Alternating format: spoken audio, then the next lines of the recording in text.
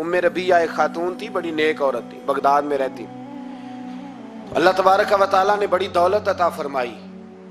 इनकी शादी भी एक दौलतमंद से हुई, एक दौलतमंद से शादी हुई।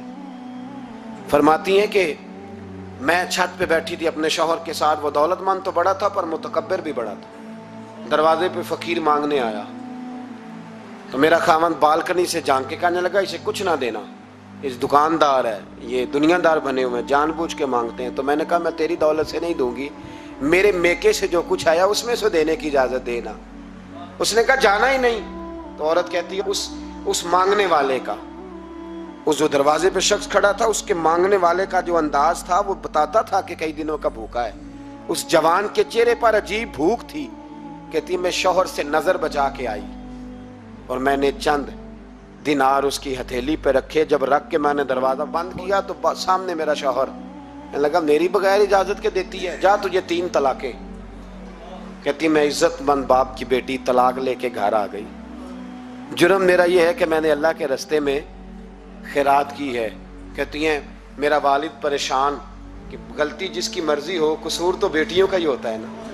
लड़के पाक के पाक रह जाते हैं, मंगनी भी टूट जाए तो बच्ची की जो हालत होती है वो कोई बता सकता है। तो कहती है मैं शदीद परेशान, मेरे वालिद और वालदा भी परेशान, रिश्ता कहां से आएगा। 1-2 साल हम शदीद करब में रहे, रिश्ता आया तो बड़े अमीर आदमी का। मैं तलाक याफ्ता थी पर बंदे कवारे का रिश्ता आया। कहते हैं जब वो रिश्ता हो गया, मैं पहले दिन अपने खामन के पास गई तो मुझे कहने लगा मुझे जानती हो मैं कौन हूं। मैंने कहा नहीं। कहने लगा मैं वही हूं जो तेरे दरवाजे पे खैरात लेने आया था। तुझे मेरी वजह से तलाक हुई तो मैं उसी रात जाके मुसल्ले पे रोया कि मौला मेरी वजह से बेचारी का घर उजड़ गया।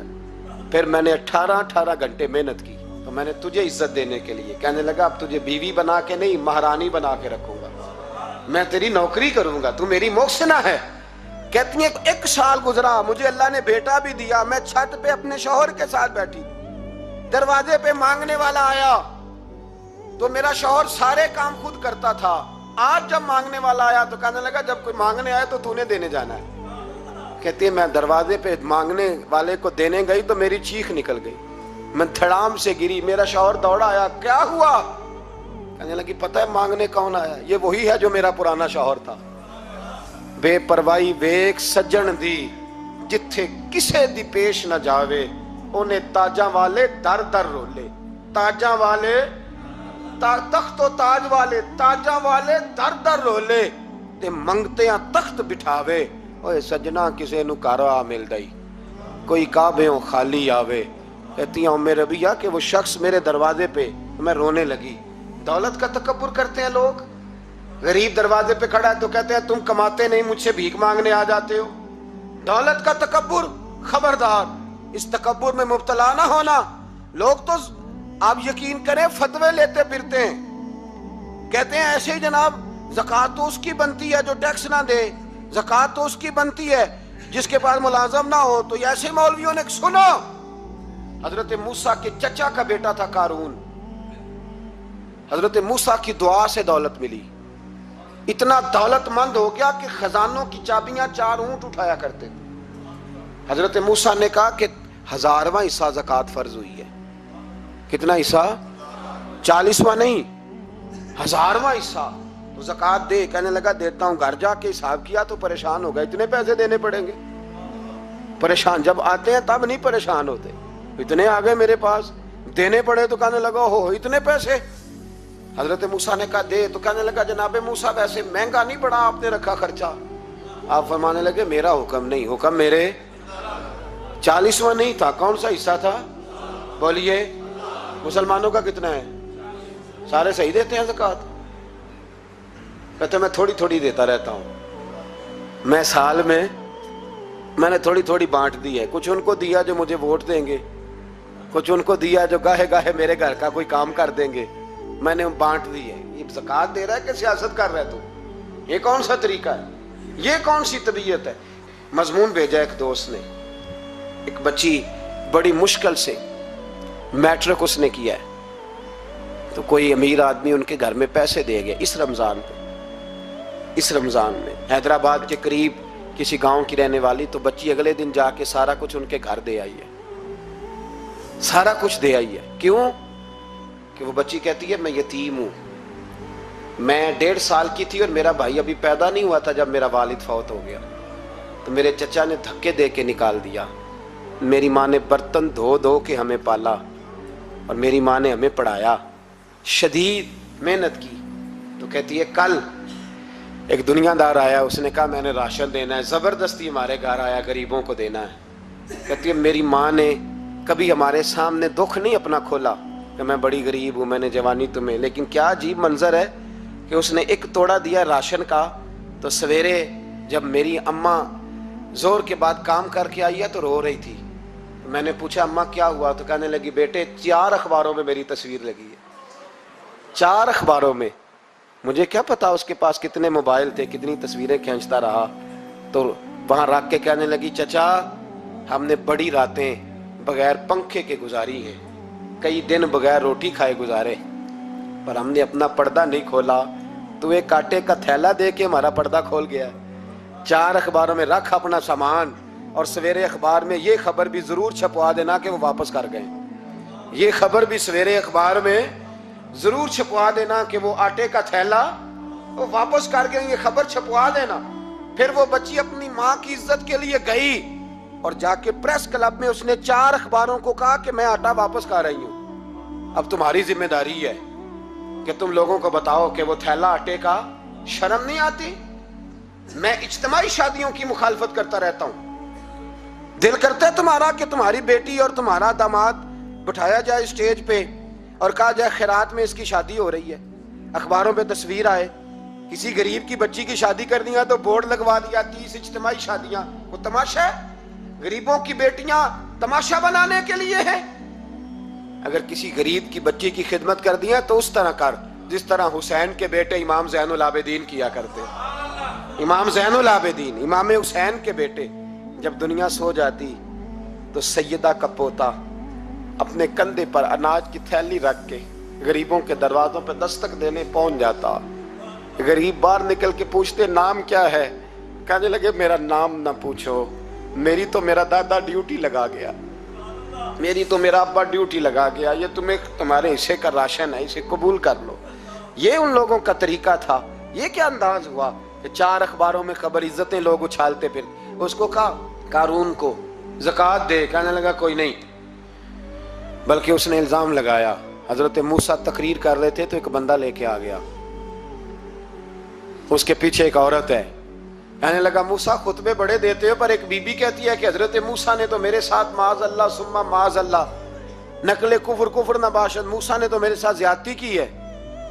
हजरत मूसा अल्लाह के नबी जब इज्जतदार आदमी से आके सवाल पूछते हो तो बेचारा टूट जाता है, वो बेचारा टूट जाता है। जब लोग पूछते हैं ना ये तो खा गया फलानी शय, इज्जतदार, इसने अपनी जिंदगी बड़ी मुश्किल से काटी हो पर वकार से काटी हो, वो तड़प उठता है।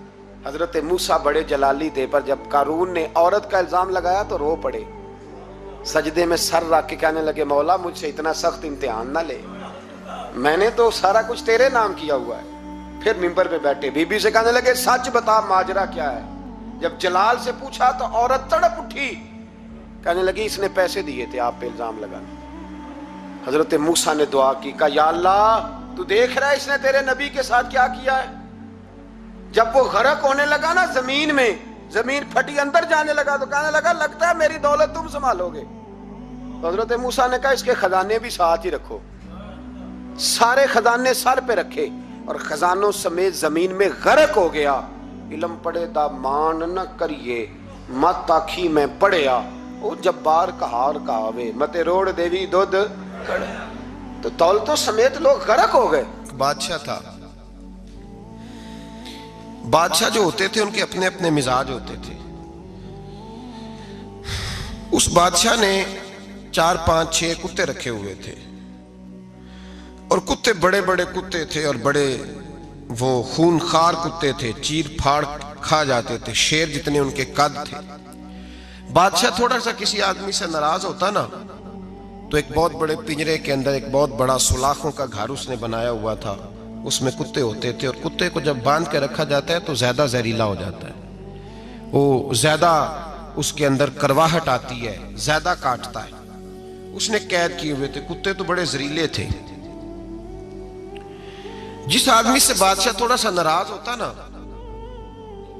तो वो कुत्ते के आगे उस आदमी को डालता, कुत्ते उसको चीर फाड़ के खा जाते। ये सजा थी, लोगों को पता था। बादशाह के वजीर ने बड़ी खिदमत की बादशाह की,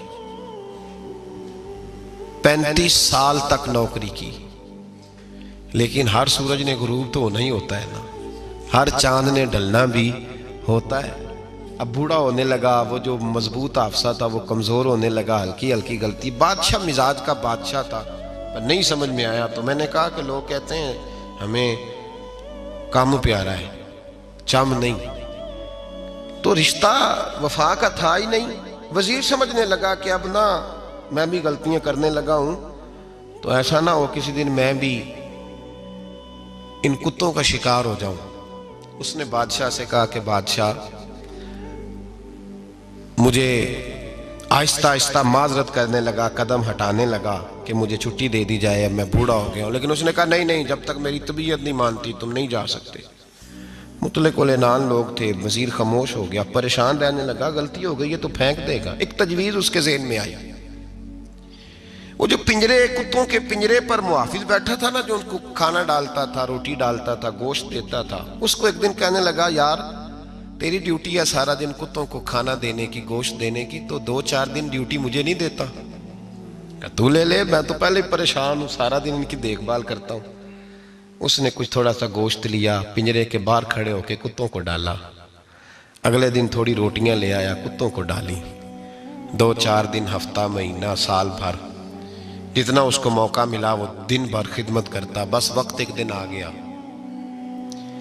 बादशाह को कोई बात अच्छी न लगी। उसने कहा, इस बुड्ढे को उठाओ और डालो कुत्तों के पिंजरे में। सारी जिंदगी यहां रहा, इसे अभी तक नहीं पता चला मेरे मिजाज का। जब उठा के पिंजरे में डाला ना, तो बजाय इसके कि कुत्ते उसे काट खाते, वो उसके पैर चूमने लगे। वो पैर चूमने लगे, हाथ चूमने लगे, चाटने लगे। तो बादशाह सामने खड़ा था नजारा देखने को कि चीर फाड़ करते, तो खुश हुआ करता था। खूनखार दरिंदे जैसी उसकी तबीयत हो गई। जब देखा प्यार कर रहे हैं, तो बादशाह वजीर से कहने लगा, ये क्या है? तो वजीर रो पड़ा, कहने लगा, तू सियासतदान था तो मैं भी सियासतदान था, सारी जिंदगी सियासत की, लेकिन दुनियादारों के साथ रहा, तो अंजाम ये हुआ कि मुझे इस पिंजरे में डाल दिया गया।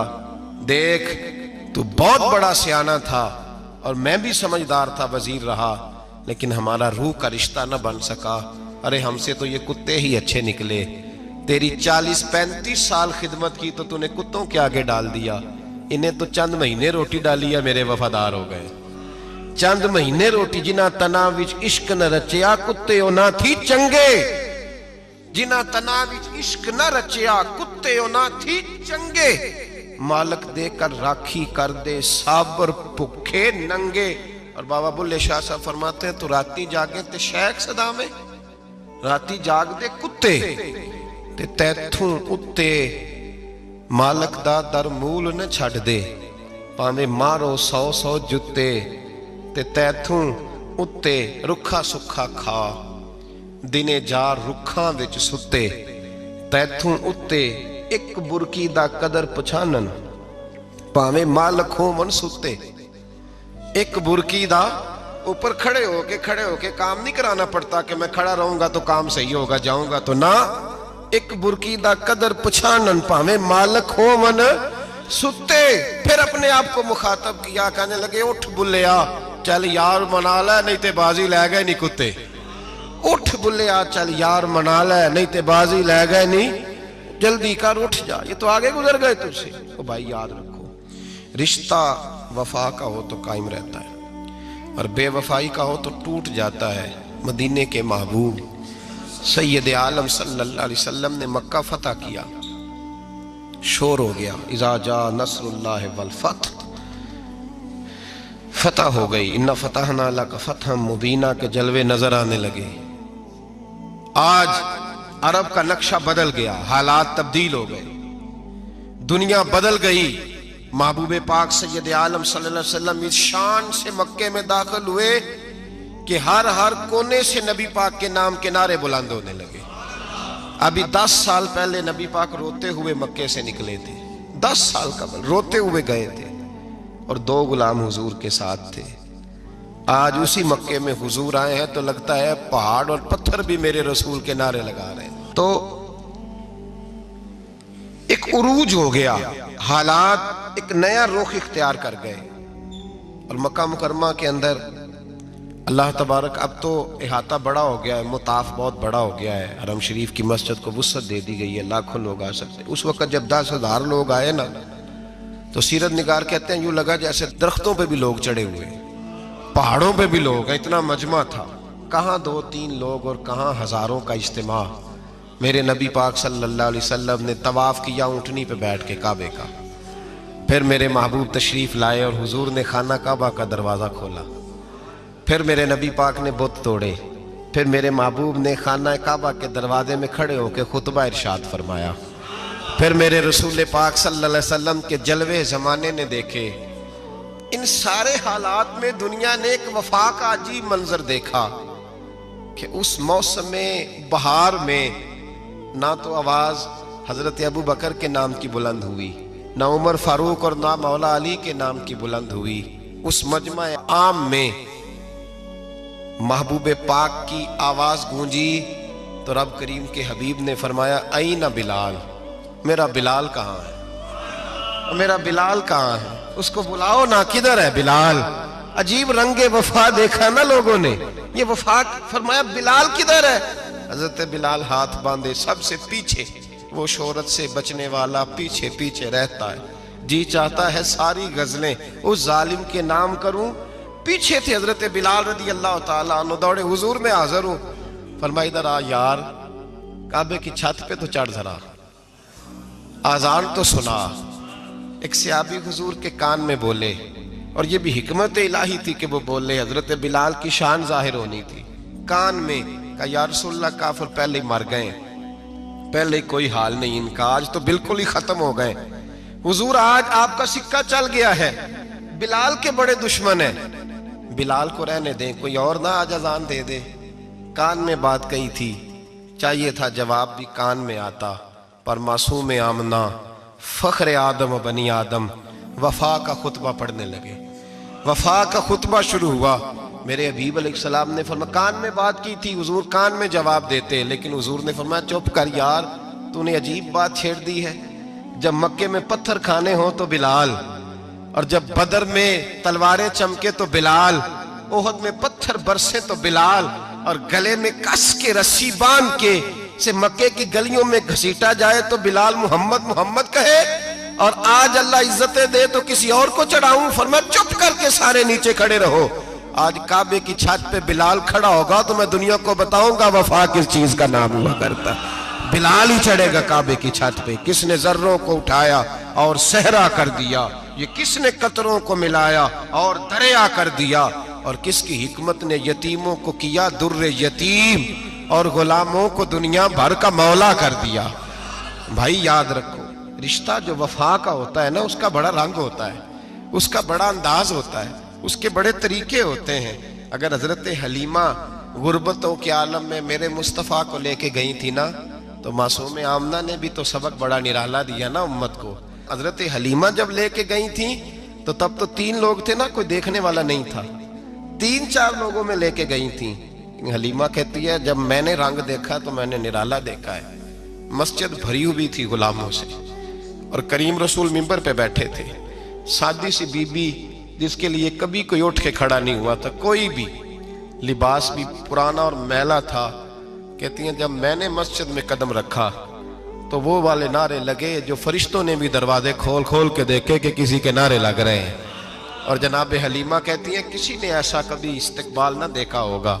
हुजूर उठे, गोया अल्लाह की सारी रहमतें उठ के खड़ी हो गई। और फिर मुस्तफ़ा करीम ने बिछाई जब चादर, और हजरत हलीमा सादिया रदी अल्लाह ताला अन्हा बैठी, और हुजूर अत्तहियात की हालत में सामने बैठो। तो लोगों को पता चला जो वफा का रिश्ता होता है उसका रंग जरा निराला हुआ करता है, उसका अंदाज जरा अनोखा हुआ करता है। भाई रिश्ता वफा का, रिश्ता खुलूस का।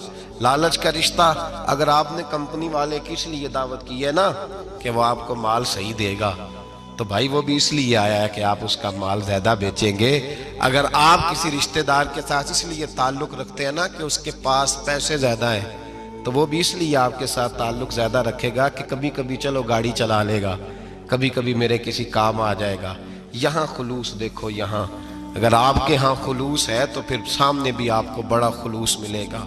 दुनिया में वफा खत्म नहीं हुई, पर हमने वफा का रिश्ता ही नहीं बनाया, हमने ताल्लुक ही नहीं बनाया, वफा का ताल्लुक ही नहीं बनाया। मेरे शेख से किसी ने पूछा तो हुजूर आप हाथों में हाथ लेके बैत करते हैं? तो आप फरमाने लगे वो तो अदा है ना, वो सुन्नत है, लिए तो हाथों में हाथ ही होते हैं, लेकिन फरमाया जब किसी को सामने बिठाते हैं तो असल बात ही होती है कि हम दिलों में दिल लेके बैत कर रहे हैं, हम दिलों को दिलों से बांध रहे हैं। और ये वो रिश्ता है जो कब्र की दीवार के अंदर जाके भी दोबारा खुलता नहीं, ये कायम ही रहता है। रिश्ते वफा के पैदा करें, खुलूस के पैदा करें, लिल्लाहियत के पैदा करें। मेरे नबी पाक सैयद आलम सल्लल्लाहु ताला अलैहि वसल्लम ने इस वफा को आगे फैलाया है। जिंदगी में कभी भी किसी शख्स के साथ भी ताल्लुक लालच का ना बनाए, वरना आप टूट के बिखर जाएंगे। सामने वाले का कुछ नहीं बिगड़ेगा, आप टूट के बिखरेंगे। और रिजल्ट की उम्मीद कभी ना रखें। वफा होती दो तरफा है पर करनी एक तरफा चाहिए, याद रख लें। वफा होती दो तरफा है, करनी एक तरफा चाहिए। जो कहता है ना सामने वाला करेगा तो मैं करूंगा, वो भी कच्चा है, वो कमजोर है, वो अभी पक्का नहीं हुआ। वफा करनी एक तरफा चाहिए, तू कर, सामने वाला नहीं करता तो ना करे। तो अपनी तरफ देखना, सामने वाले को छोड़, वो नहीं करता तो ना करे, उसका अपना। हजरत इमाम अहमद बिन हंबल रहमतुल्लाह ताला अलैह, ये वफा के उन्वान में बड़ी अहम बात है अगर आपको समझ आए तो। इमाम अहमद बिन हंबल रहमतुल्लाह ताला अलैह झील के किनारे, नदी के किनारे वुजू कर रहे थे। एक बिच्छू साथ साथ चल रहा था, वो चलते चलते पानी में गिर गया। इमाम अहमद बिन हंबल ने हाथ रखा, बिच्छू को बाहर निकाला। जब बाहर निकाला तो उसने डांग मारा। जिसकी तबीयत में डांग होगा तो वो डांग ही मारेगा, उसके पास है ही और कोई नहीं तो वो करे क्या, वो मजबूर है। उसने डांग मारा, इमाम साहब ने बाहर रखा। भीगा हुआ बिच्छू आपने देखा हो, जब नदी किनारे चलता है तो फिर गिर जाता है। वो फिर गिरा तो इमाम साहब ने फिर निकाला, निकाल के बाहर रखा तो उसने फिर डांग मारा। फिर साथ साथ चलते चलते वो गिर गया। कई दफे ऐसे हुआ, कई दफा इमाम साहब ने निकाला। एक शख्स करीब खड़ा देख रहा था, कहने लगा हुजूर बस करें, आप निकालते हैं वो डांग मारता है, छोड़ दें। आप फरमाने लगे अच्छा भाई बड़ा तू अजीब मशवरा दे रहा है, वो अपनी बुरी आदत पे डट गया है तो मैं अच्छी आदत ही छोड़ दूं? वो बुरी नहीं छोड़ रहा, डट गया, बार बार डांग मारता है तो मैं अच्छी छोड़ दूं? आप अपनी तरफ देखेंगे, हमारी तरफ से कोई कमी नहीं आनी चाहिए। सामने वाले जाने, उसका काम जाने। वफा का रिश्ता मजबूत रखें, दोस्ती का ताल्लुक मजबूत। मियाँ साहब ने कहा चंगी मंदी सजना कोलों 100 वारी हो जाती। कितनी वारी? पक्की गल है ना जी? कितनी बारी? मियाँ साहब ने कहा 100 बारी। हम तो एक बारी भी माफी देने को तैयार नहीं। चंगी मंदी सजना को, ऐसे नहीं आने जाने वाले से नहीं, उसके मामले में तो हम खुददार है ना, हर एक से नहीं सुनते, वहां तो हम खुददार है। सजना कोलों चंगी मंदी सजना कोलों 100 वारी हो जाती। यार यारां दा गिला नहीं करते असल प्रीत जिन्हां दी। और फिर ये भी कहते हैं पानी भरन सहेलियां रंगा रंग कड़े, असी भरिया उसदा जानीए जिसदा तोड़ चढ़े। भरिया उसदा जानीए जिसदा, याद रख ले, भरिया उसदा जानीए जिसदा। मजा तब भी है कि अबू बकर सिद्दीक का जनाजा रोज़ा रसूल पे रखा जाए तो मुस्तफ़ा करीम का दरवाज़ा खुद ब खुद खोल जाए और हुजूर फरमाए लाओ दोस्त को दोस्त के साथ मिला दो। पानी भरन सहेलियां ते रंगा रंग कड़े, भरिया उसदा जानिए जिसदा तोड़। रिश्तों को साबित न करें, रिश्तों से वफा करें।